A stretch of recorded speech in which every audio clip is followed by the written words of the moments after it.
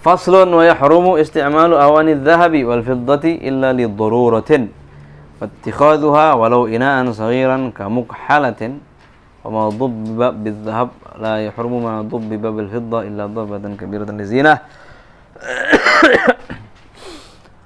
Faslun, fasal baru ya. Terakhir kita jelaskan fasal ijtihad. Apa fasal ijtihad? Ijtihad itu kalau ada dua wadah isinya air yang sedikit. Ember isinya air dikit, satu najis, satu enggak najis, cuman kita enggak tahu mana yang najis, mana yang enggak.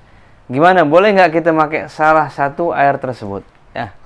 Hukumnya apa? Hukumnya boleh, asalkan kita cari tahu, berusaha nyari tahu mana yang sebenarnya najis, mana yang enggak.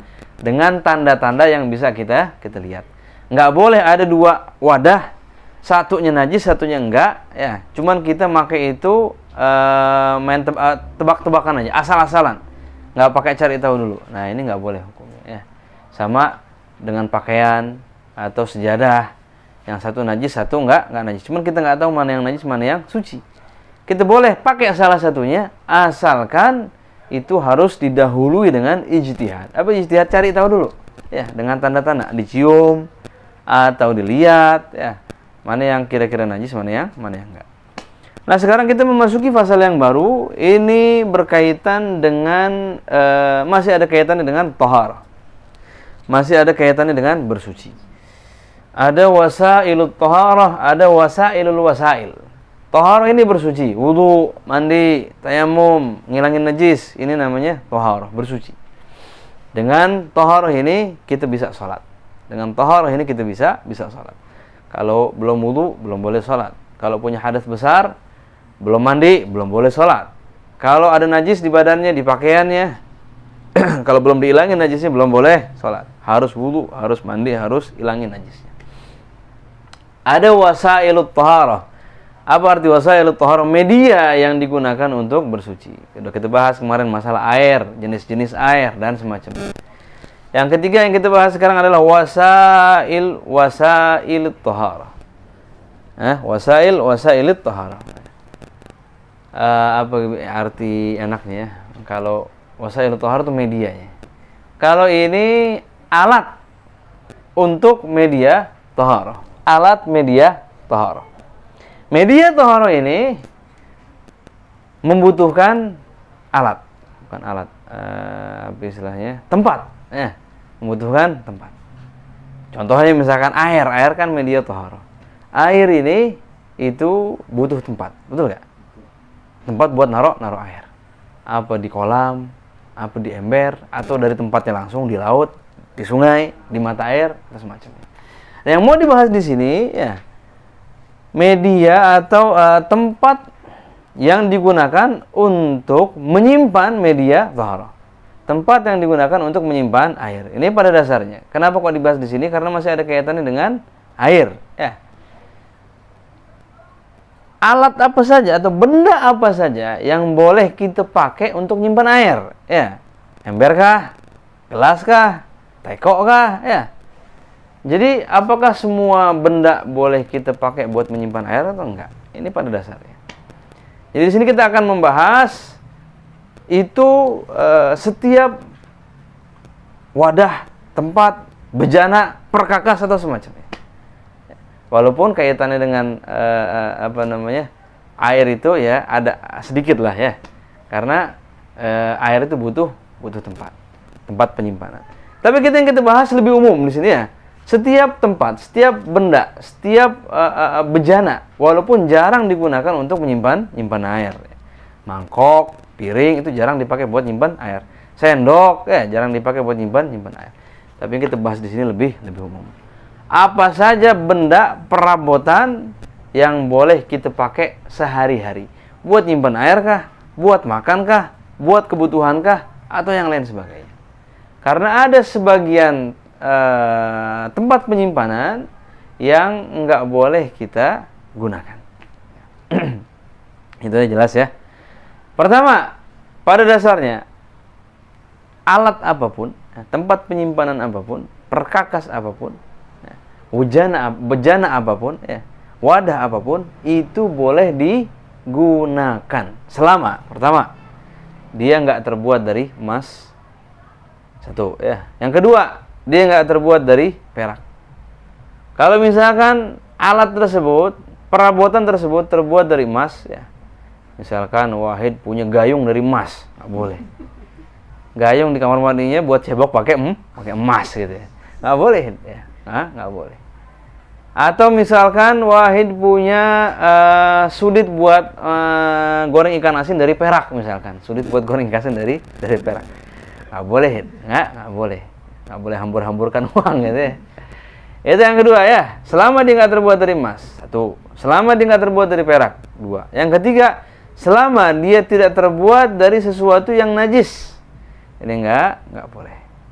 Misalkan kalau dulu biasanya kalau di luar sih biasanya, kalau di daerah Arab tuh ya, itu kadang orang nyimpen air itu, kalau kita kan biasanya di kendi, di teko ya, itu kadang-kadang nyimpennya itu di kantong yang terbuat dari kulit. Nah, kalau orang pergi haji dulu kadang suka bawa tuh kantong dulu ya, orang-orang dulu yang pergi haji pulang kadang-kadang bawa kantong air dari kulit tuh, dari buat air zam-zam dulu. Nah, ini boleh-boleh aja kalau misalkan kulitnya itu dari hewan yang halal. Kulit kambing, kulit sapi yang disembelih secara halal. Nah, itu kulitnya juga nggak najis. Asal dibersihin, darahnya, sisa-sisa lemaknya boleh dipakai buat narok air. Kalau misalkan terbuat dari kulit misalkan anjing misalkan, atau dari kulit hewan yang halal, cuma disembelihnya itu tidak secara halal, atau misalkan matinya itu karena sakit atau kecelakaan atau lain sebagainya, otomatis kulitnya juga nggak halal. Nah, ini nggak boleh dijadikan penyimpanan air. Atau sekarang misalkan ya tas, gesper, sepatu ya, yang terbuat dari kulit kulit buaya, boleh apa enggak? Boleh, asalkan udah disamak. Tahu disamak? Samak itu dibersihin kotorannya, kemudian pakai apapun ya. Kalau sekarang mungkin lebih canggih lagi ya, banyak obatnya, banyak zatnya yang fungsinya itu buat ngilangin kotoran-kotoran yang ada di kulit itu. Asalkan udah bersih. Kalau udah bersih tinggal dicuci pakai air sekali untuk ngilangin najisnya, itu boleh dimanfaatkan. Karena samak ini menjadikan kulit yang najis jadi suci, merubah kulit yang najis jadi suci. Kecuali dua kulit babi sama kulit anjing ya. Nggak boleh misalkan pakai kulit babi atau kulit anjing, walaupun udah disamak berkali-kali tetap deh najis juga. Selain kulit babi atau anjing, mau ular kah, buaya kah, apalagi misalkan, itu boleh. Kecuali kulit anjing sama kulit babi, ini boleh. Jadi kalau tasnya dari kulit buaya misalkan boleh, asalkan nggak ketahuan sama pencinta hewan gitu kan. Kan kadang-kadang ada yang protes tuh dari komunitas pecinta hewan atau semacamnya. Nah, kemudian diantaranya lagi apa? Gading. Nah, gading ini itu nggak bisa disuciin gading, kecuali gigi kambing. Nah, ente ya boleh. Cangklong kan suka ada cangklong tuh ya. Cangklong pakai gading gajah itu nggak bisa, nggak boleh. Kenapa? Karena pasti nanti basah. Ya. Nah, gading gajah ini nggak bisa disucikan. Bagian yang terpisah dari hewan yang nggak boleh dimakan dagingnya itu najis. Mau copotnya itu masih hidup atau udah meninggal atau udah mati. Contohnya bulu kucing nggak boleh dimakan. Bulu ini adalah bagian dari hewan tersebut. Kalau terlepas dari hewan tersebut, mau itu masih hidup, apalagi udah mati, hukumnya najis. Bulu kucing, bulu tikus. Misalkan gigi kucing, misalkan buntut kucing, itu najis hukumnya. Buntut cicak najis. Kenapa? Karena ini bagian dari hewan yang nggak boleh dikonsumsi dagingnya. Gading ini kan bagian dari gajah. Gajah ini boleh dimakan? Nggak boleh gajah ini dimakan. Jadi gadingnya pun najis hukumnya. Gading gajah hukumnya najis. Nggak boleh dijadikan perabotan. Nah, jadi itu 3 ya. Asalkan nggak terbuat dari emas, nggak terbuat dari perak, nggak terbuat dari sesuatu yang najis. Kecuali ya, kalau ada perabotan terbuat dari sesuatu yang najis cuma untuk menyimpan barang-barang yang kering. Buat nyimpan barang-barang yang kering. Misalkan ya ada mangkok terbuat dari, contohnya apa ya? Misalkan gading gajah misalkan tuh ya. Buat nyimpan apaan? Buat nyimpan contohnya apa nih? Contohnya duit recehan ya. Duit recehan nggak apa-apa. Kenapa nggak basah? Karena dikhawatirkan itu kalau basah jadi najis dia. Kalau nggak basah, kering mengkering nggak najis. Nah itu boleh. Tapi pada dasarnya menggunakan perabotan yang terbuat dari sesuatu yang najis tidak diperbolehkan. Illa lidarurah, kecuali kalau misalkan darurat ya, rumah orang kaya misalkan nggak ada mau makan, piringnya itu nggak ada yang terbuat dari bahan biasa, semuanya dari emas atau perak ya. Dan makanannya ini nggak mungkin dikonsumsi tanpa pakai piring. Misalkan makanannya kuah misalkan ya, kalau diambil dari pancinya langsung, pancing dari emas, centongnya dari emas, mau gimana? Ya udah nggak apa-apa. Kenapa? Darurat. Kalau ada yang lain, pakai yang lain dulu. Walau inaan saghiran kamuk halatin wa ma dhubbiba bidzahab wa la yahrumu ma dhubbiba bil fiddah. Ya, jadi kalau pure atau murni emas atau perak nggak boleh. Nah, kalau tambelan doang ini boleh. Kalau misalkan mug atau apapun itu retak atau bongklak ya, bonges. Kemudian dia mau tambelannya pakai perak. Boleh. Kalau tambelan pakai perak. Tapi kalau tambelan pakai emas tetap nggak diperbolehkan. Yang boleh itu tambelan pakai perak. Kenapa? Karena dulu itu ya, kalau ada orang punya perabotan, ada yang pecah, retak atau bonges tadi itu ya. Nah itu banyak dari mereka itu nambelnya pakai perak. Kenapa? Lebih kuat dan lebih awet dibandingkan nambel pakai yang lainnya. Jadi mereka milih perak, kenapa? Lebih kuat buat nambel perabotan yang udah retak tadi itu. Jadi ini diperbolehkan karena memang hajah, karena ada kebutuhan di situ. Adapun emas, mau itu full, mau itu cuma tambelan doang atau ukiran doang, tetap nggak diperbolehkan.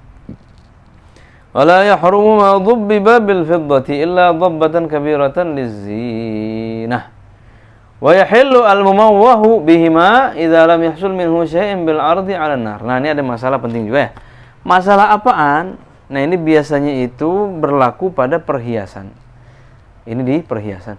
Perhiasan yang dilapisi dengan emas. Kalung misalkan. Ini kalung, kata tukangnya, ini sebenarnya bahan dasarnya itu aluminium atau kuningan atau besi misalkan. Nah, kok nih mencilak nih emas nih? Oh, ini cuman disepuh, dilapisin sama emas. Nah, ini hukumnya boleh apa enggak? Ini hukumnya dilarang. Ya. Kalau ada perhiasan yang dilapisin pakai emas, misalkan, kenapa kok ini? Oh, karena lebih murah harganya. Ya kalau misalkan emas murni mahal. Kalau lapisannya doang emas, nah itu murah. Kelihatannya juga kayak emas, sama-sama emas dari luar. Dalamnya itu padahal aluminium atau bahan yang lain. Nah, ini enggak diperbolehkan. Al-mumawwahu bidzahab tidak diperbolehkan menurut pendapat yang mu'tamad. Kenapa? Di situ ada idha'atu mal. Ada buang-buang duit, ya. Kenapa kok dikatakan buang-buang duit? Ya, padahal kelihatannya kan di perhiasan. Ada manfaatnya, ada gunanya, ya. Tujuannya apa? Karena supaya harganya nggak mahal. Kenapa kok dikatakan buang-buang duit?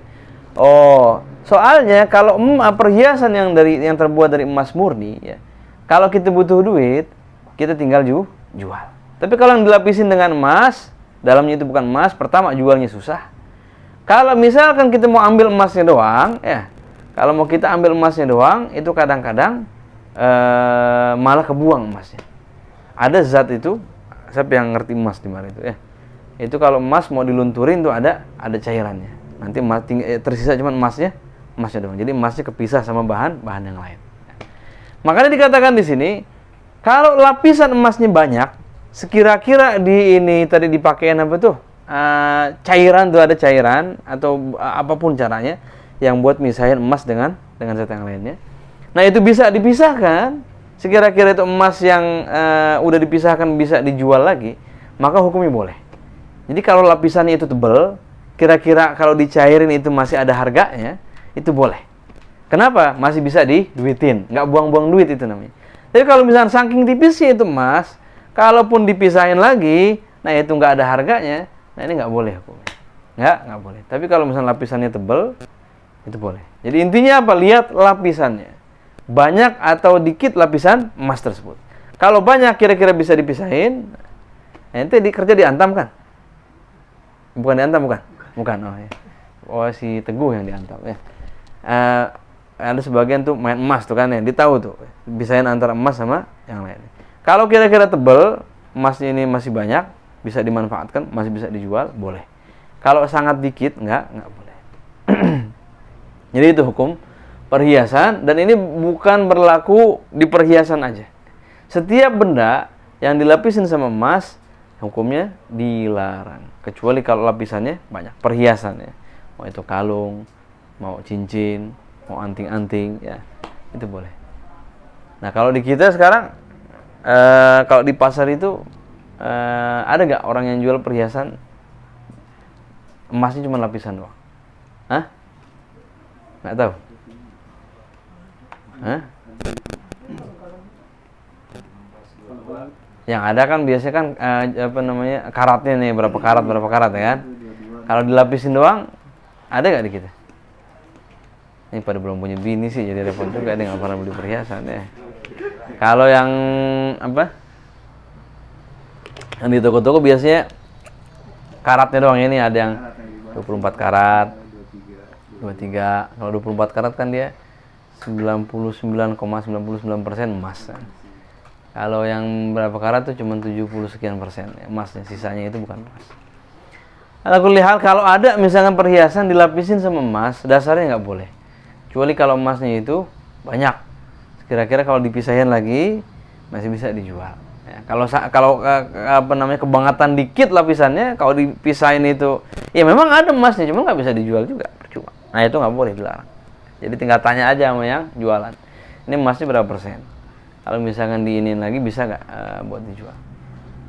Wallahu a'lam. Allahumma salli wa sallim sayyidina Muhammad. افتح باب رحمة الله عدد ما في علم الله دائمين بدوام ملك الله وعلى آله وصحبه اللهم اجعل في طاعتك وفي مرضاتك جميع أموري اللهم يا عالم بحالاتي ومطلع اقضي جميع حاجاتي واغفر ذنوبي وسيئاتي وتجاوز عن خطيئاتي وذلاتي وتقبل وسامحني فيما مضى وما ياتي فاكتبني في ديوان ساداتي واسلك بي في حياتي